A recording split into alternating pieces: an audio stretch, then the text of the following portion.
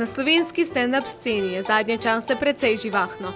Vedno več je takih, ki so ali poskušajo biti smešni. Vsi ti bodo z odprtjem stand-up kluba Desetka v Ljubljani dobili še dodatno priložnost širiti svoj humor.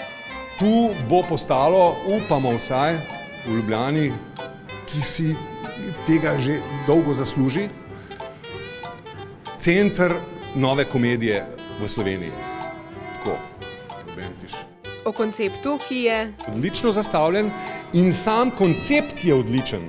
je več povedal idejni oče kluba Andrej Težak Težki. Ob torkih bomo imeli mi tukaj večere novega materiala, se pravi, lahko bo nastopil vsak, od nekih čist novih mladih komikov do preverjenih komikov, bom rekel, z nepreverjenim materialom. Ob petkih bomo imeli pa bolj oranj večere, ne vem, otvoril bo to zadevo Jonas, četrtega, pa bomo imeli pa Pižamo, Perico, Tina. Če bo na otvoritveni večer vrata odprl oče, se spodobi, da večer solo nastopov odpre mama.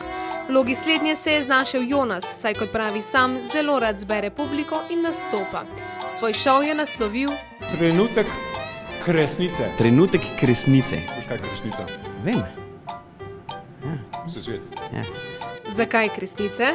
Ker samo en trenutek živi Ja. kresnica, ne? Mislim, koliko časa živi kresnica? Ja, po mojem malo več. Trenutek!